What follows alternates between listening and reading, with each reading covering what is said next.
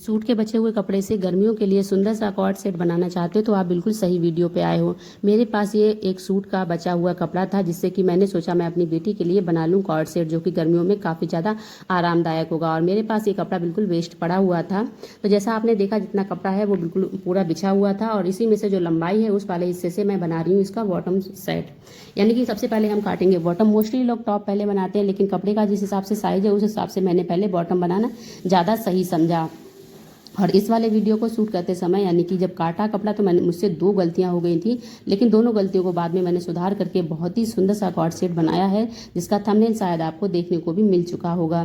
तो ये वाला जो सेट है इसका जो नीचे वाला हिस्सा है वो मैंने रखा है 5.5 इंच मुझे रखना है, और जो लंबाई है वो मैंने 22 इंच रखी है। और इसका जो ऊपर वाला यानी कि जो कटिंग करेंगे ऊपर से बेस बनाने के लिए वो मैंने रखी है लगभग 7 इंच के करीब मैंने रखा था। अब इसके बाद हमने क्या किया, जैसा हमने मार्क किया है उसी हिसाब से हम इसे कट कर लेंगे। और ये जो है ना ये मैंने फ्रंट का बनाया है, आप चाहे तो एक साथ में ही दोनों पैर की कटिंग कर सकते हैं और मतलब सिंपल सा ही बना सकते हैं बिना जॉइंट के। लेकिन मैंने ये जॉइंट वाला इसलिए बनाया है क्योंकि इससे फिनिशिंग अच्छी आती है, लुक अच्छा आता है और देखने में भी सुंदर लगता है। तो पहली गलती तो हमारी यहीं पे हो चुकी है, यदि आपने नोट कर ली होगी। तो ये फ्रंट वाला रेडी हो गया कट के, और इसके बाद जो है ना यहाँ पे मैं ये जो बचा हुआ था इसे भी मैं कट कर देती हूँ। अब कट करते समय ही मुझे याद आया कि मैंने क्या गलती की है, मैं मार्क भी कर रही हूँ, यदि आप समझ पा रहे होंगे तो फिर अब क्या करना है, इसका जो बैक वाला हिस्सा है ना उसे कट करना है। और उसे कट करने के लिए हमें इससे जो है ना वो 1.5 इंच एक्स्ट्रा कपड़ा रखना है, और इसके साथ ही साथ में पीछे जो हिस्सा है यानी कि इसकी जो लंबाई है वो भी हमें लगभग 1 इंच एक्स्ट्रा रखनी है। अब इसके बाद मैंने 1.5 इंच एक्स्ट्रा मार्क करते हुए पीछे साइड में इस तरह से मैंने कट कर लिया है और ऊपर भी हिस्सा कट कर दिया है।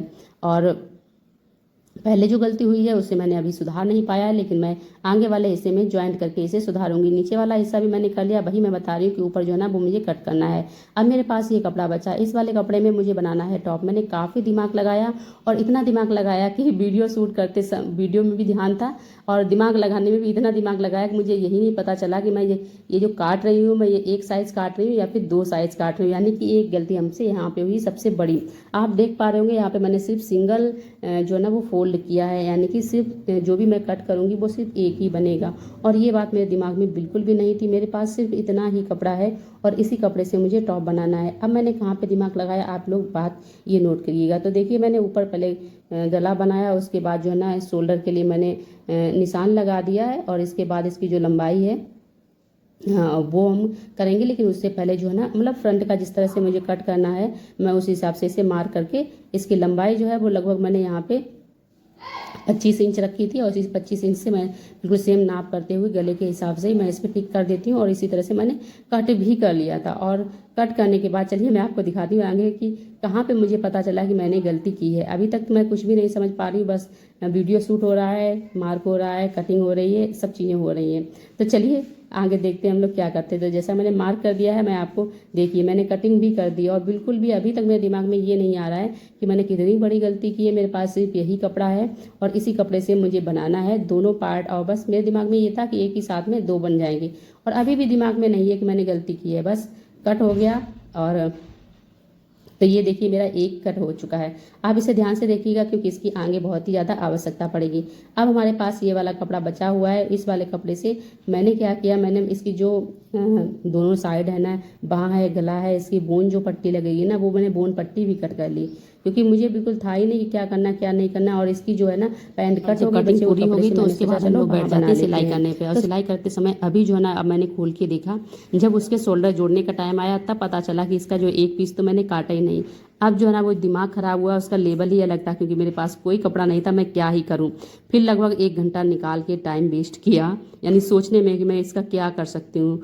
फिर आपने देखा होगा जो हमारा पहला वाला पार्ट जो मैंने कट किया था उसी से मैंने ये 2 बनाए, यानी कि ऊपर से इसकी लंबाई थोड़ी सी कम हो गई थी गले के पास से। लेकिन बाद में जब मैंने इसे कट किया तो मैंने इसका सूट नहीं किया था क्योंकि दिमाग में इतना था कि मैं इसका वीडियो बनाऊंगी ही नहीं। लेकिन बाद में मैंने फिर इसे कट कर लिया और उसके बाद देखो एक पीस से ही मैंने दोनों पीस बनाए हैं।